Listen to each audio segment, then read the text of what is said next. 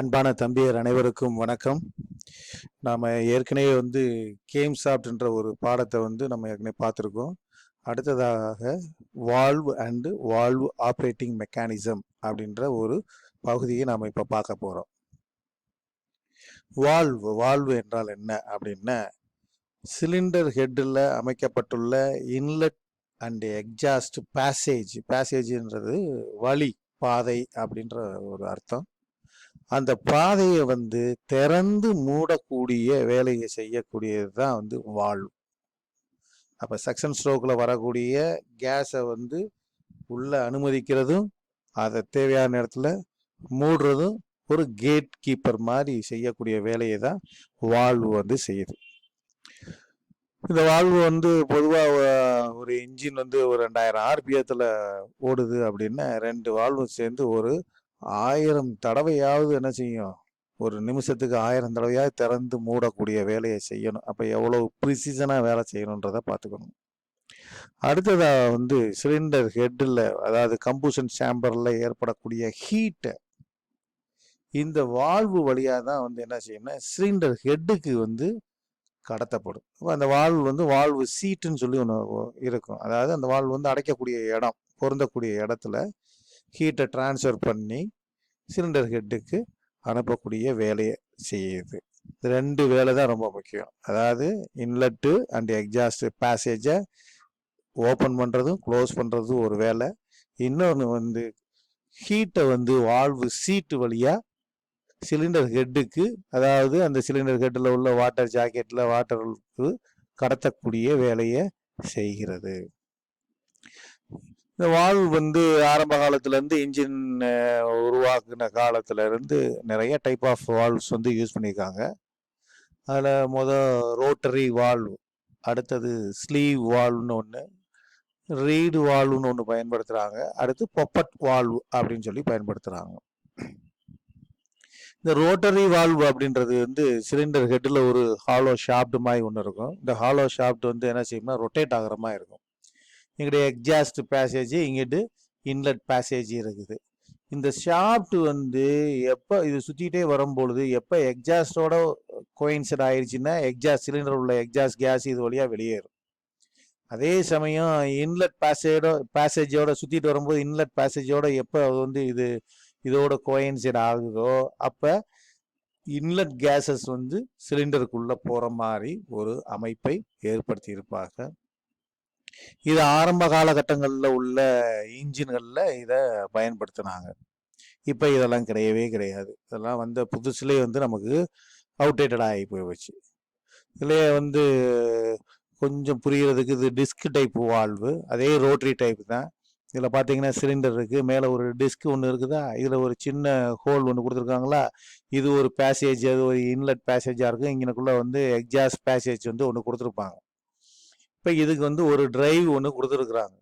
இந்த டிரைவ் இன்ஜின்லேருந்து கிடைக்கிது. இந்த கியர் மூலியமாக இந்த டிஸ்க்கு சுற்றுறதுக்கு ஒரு கியர் சப்போர்ட் பண்ணியிருக்காங்க. அப்போ இன்ஜின் ஓடும் பொழுது இது சுற்றிக்கிட்டே வருது. எப்போ இந்த இன்லெட் பேசேஜோட கோயின்சைட் ஆகுதோ இது வழியாக ஏர் ஃபியூல் மிக்சர் அப்படியே சிலிண்டருக்குள்ளே அப்படியே உள்ளே போகும். அப்படி அப்படியே ரொட்டேட் ஆகி எப்போ எக்ஸாஸ்ட் பேசேஜோட கோயின்சைட் ஆகுதோ அப்போ சிலிண்டருக்குள்ளே உள்ள எக்ஸாஸ்ட் கேஸஸ் அந்த ஹோல் வழியாக, இந்த ஓட்டை வழியாக, அந்த போர்ட் வழியாக என்ன செய்யும் அப்படின்னா வெளியே போகிற மாதிரி அமைக்கப்பட்டிருக்கும். இது ரோட்டரி வால்வ், அதில் டிஸ்க் டைப் அப்படின்னு சொல்கிறது. இந்த வால்வை பார்த்தா உங்களுக்கு தெரியும். படத்தை பார்த்தீங்கனாலே உங்களால் அசூம் பண்ண முடியும்.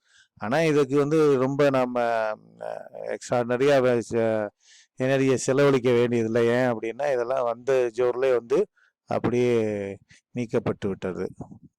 அடுத்தது ஸ்லீவ் வால்வ்னு சொல்லி ஒன்று பயன்படுத்தினாங்க. இது என்ன செய்யும் அப்படின்னா சிலிண்டர் இருக்கும், சிலிண்டருக்குள்ள பிஸ்டன் இருக்குது. இந்த சிலிண்டருக்கு வெளியே ஒரு ஸ்லீவ் ஒன்று இறக்கியிருப்பாங்க. இந்த மாதிரி ஒரு ஸ்லீவ் ஒன்று இறக்கியிருப்பாங்க. இதுக்கு ஒரு டிரைவ் ஒன்று கொடுத்துருக்காங்க. கேம் ஷாட் மூலியமா டிரைவ் ஒன்று கொடுத்துருக்காங்க. அது ரோட்டரி டைப்பில் சுற்றிச்சு, அதாவது ஒன்லி சுழலக்கூடிய வகையில் மட்டும்தான் இருக்கும். இதில் என்ன டிஃப்ரெண்ட் அப்படின்னா இது மேலும் கீழும் ஏறி இறங்கும், அதே சமயம் சுத்தவும் செய்யும். ஒரு குறிப்பிட்ட அளவு என்ன செய்யும்னா சுத்தவும் செய்யும். இந்த மாதிரி இருக்கிறதுக்கு பேர் வந்து ஸ்லீவ் வால்வ் அப்படின்னு சொல்றது. இதில் வந்து இந்த சிலிண்டரில் 2 ஹோல் கொடுத்துருப்பாங்க. இந்த 2 ஹோல் எப்போ வந்து அந்த இன்லெட் பேசேஜோட இணையுதோ, சுற்றிக்கிட்டே இணையுதோ, அப்போ வந்து என்ன செய்யும் அப்படின்னா இன்லெட்டு சக்ஷன் ஸ்ட்ரோக் உள்ள நடக்கும். அப்போ அதுக்குரிய ஏர் ஃபில் மிக்சர் போகும். எப்போ எக்ஸ்ட்ரா எக்ஸாஸ்ட் பேசேஜோட இது போய் கோயின்சிட் ஆகுதோ, அப்போ வந்து எக்ஸாஸ்ட் கேஸஸ் வந்து இந்த சிலிண்டர் வழியாக என்ன செய்யும்னா வெளியே போகிற மாதிரி அமைக்கப்பட்டுள்ளோம். இதில் என்ன அப்படின்னா அப் அண்ட் டவுன் மோஷனும் போகும், அதே சமயம் ரோட்டரி மோஷனும் சேர்ந்து இருக்கும். இதுவும் வந்து நமக்கு அவுட்டேட்டட் ஆகிப்போச்சு. இது ஆரம்ப கால இன்ஜின்களில் பயன்படுத்தினது உண்டு. இந்த ஆரம்ப காலத்தில் பயன்படுத்தின இந்த ஸ்லீவ் வால்வ் இந்த மாதிரி இருக்கும். இதுதான் உள்ள இன்ஜினுக்குள்ளே பொருத்தி வேலை வந்து செய்கிறாங்க. அடுத்ததாக வந்து ரீடு வால்வ் அப்படின்னு சொல்கிறது. இந்த ரீடு வால்வ் வந்து நாம் இப்போ பயன்படுத்திக்கிட்டு இருக்கிற ஒரு வால்வு. இது பொதுவாக எங்கே பயன்படுத்தப்படும் அப்படின்னா 2 வீலர் இன்ஜின்களில் பயன்படுத்தப்படும். அப்படி இல்லை அப்படின்னா நம்ம கம்ப்ரஸரில் பயன்படுத்தப்படும். ஆனால் நம்ம இன்ஜினை இன்ஜினை பற்றிய படிப்பாக இருக்கிறதுனால இந்த ரீடு வால்வ் வந்து 2 ஸ்ட்ரோக் இன்ஜினில் இதில் வந்து கட்டாயம் இருந்தே ஆகணும். இது வந்து எங்கே வச்சுருப்பாங்க அப்படின்னா இன்லெட் பேசேஜில் வந்து இந்த ரீடு வால்வ் வந்து வச்சுருப்பாங்க. இன்லெட்டு போர்ட் இருக்குல்ல, அந்த போர்ட்டில் வந்து இந்த ரீடு வால்வானது பயன்படுத்தப்படும். இந்த மாதிரி இருக்கும், ஹவுசிங் இருக்கும். இதுக்குள்ளே வந்து ஒரு சின்ன பிளேட்டு மாதிரி இருக்கும், ஸ்ப்ரிங் பிளேட்டு மாதிரி இருக்கும். இது வந்து இந்த பக்கம் உள்ளே போச்சு அப்படின்னா கேஸ் ஊதணும் அப்படின்னா இது ஓப்பன் ஆகும். அதே சமயம் இந்த பக்கம் இருந்து நம்ம அழுத்தணும் அப்படின்னா இது க்ளோஸ் ஆகும், இந்த பக்கம் வெளியே போகாது. கிட்டத்தட்ட ஒரு ஒன் வே வால்வ் மாதிரி. இப்போ இந்த படத்தை பார்க்கலாம். இது இன்லெட் பக்கம் இருக்கக்கூடிய இந்த ரீடு வால்வ், இதனுடைய ஜூம் பண்ணி போட்டிருக்கக்கூடிய பகுதி.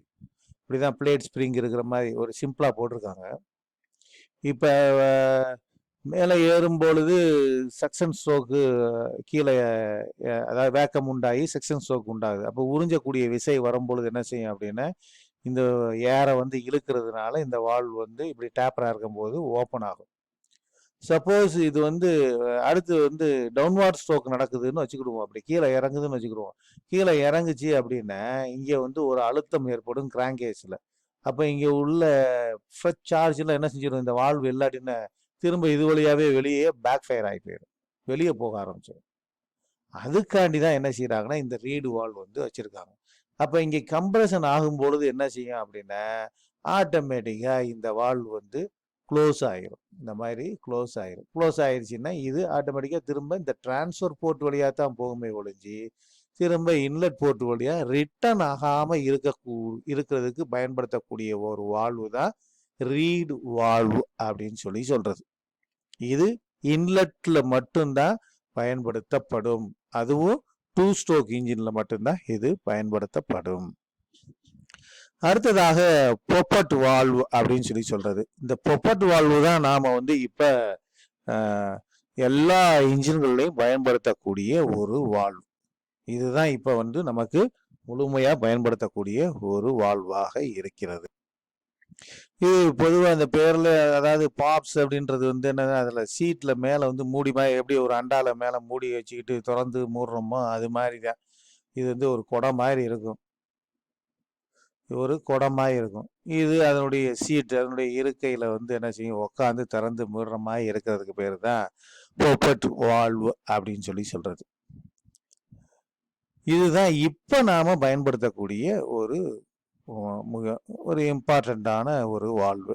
இதுக்கு பேர் வந்து மஷ்ரூம் டைப். அந்த குடமாக இருக்கிறதுனால, மஷ்ரூம்னா என்னது, காளான், அந்த காளான் வடிவில் அந்த இருக்கிறதுனால அதுக்கு பேர், இன்னொரு பேர் மஷ்ரூம் வால்வு அப்படின்றதையும் சொல்லுவாங்க. இதில் என்னென்ன பார்ட்டுகள் இருக்கிறது அப்படின்னு பார்க்கும் பொழுது மேலே இந்த பகுதிக்கு பேர் வந்து ஹெட்டுன்னு சொல்லுவாங்க. இந்த பகுதிக்கு பேர் வந்து ஹெட்டுன்னு சொல்லுவாங்க. அடுத்து வந்து மார்ஜின். இந்த ஹெட்டு வந்து ஒரு மாதிரி ஸ்ட்ராங்காக இருக்கிறதுக்கு யூஸ் பண்ணக்கூடியது தான் வந்து என்னதுன்னா மார்ஜின். ஒரு திக்னஸ் கொண்டு கொடுக்குறது. இந்த திக்னஸ் இருக்கிறதுனால தான் இந்த ஹெட் வந்து ஸ்ட்ரென்த்தாக இருக்குது. இல்லாட்டினா நைஃப் எட்ஜி மாதிரி இருக்கும், சீக்கிரம் அது வந்து மலங்கி போயிடும். அதனாண்டி அந்த திக்னஸ் கொடுத்துருக்க பகுதிக்கு பேர் வந்து மார்ஜின் அப்படின்னு சொல்லுவாங்க. இது பேர் வந்து மார்ஜின் அப்படின்னு சொல்லுவாங்க. இந்த டேப்பரா உள்ள பகுதிக்கு பேர் வந்து ஃபேஸ், வால்வு ஃபேஸ் அப்படின்னு சொல்லுவாங்க. இதுதான் போய் என்ன செய்யும் அப்படின்னா வால்வு சீட்டில் உக்காந்து க்ளோஸ் ஆர் ஓப்பன் பண்ணக்கூடிய ஒரு வேலையை செய்யக்கூடியது. அதாவது அடைக்கக்கூடிய இடம் தான் இது. இதுக்கு பேர் வால்வு ஃபேஸ்ன்னு சொல்லுவாங்க.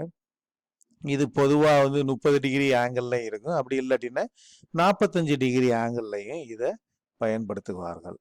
இதுக்கு பேர் வந்து வால்வு ஸ்டெம் அப்படின்னு சொல்லுவாங்க. தண்டு பகுதி மாதிரி வால்வு ஸ்டெம் அப்படின்னு சொல்றது. இது இன்ஜினுடைய அந்த சிலிண்டர் ஹெட்டினுடைய ஹைட்டு இல்லை சிலிண்டருக்கு அதாவது இன்ஜினுடைய கெப்பாசிட்டிக்கு தகுந்த மாதிரி இதனுடைய நீளம் வந்து ஷார்ட்டாக இருக்கலாம், இல்லாட்டினா லாங்காக இருக்கிறதுக்கு வாய்ப்பு இருக்கு. இதுக்கு பேர் வந்து வால்வு க்ரூவ் அப்படின்னு சொல்லுவாங்க. ஒரு வரி பள்ளம். இதில் தான் வந்து என்ன செய்வாங்க அப்படின்னா ஒரு லாக் ஒன்று பயன்படுத்துவாங்க. அதாவது இந்த வால்வில் வந்து ஸ்ப்ரிங் ஒன்று யூஸ் பண்ணுவாங்க.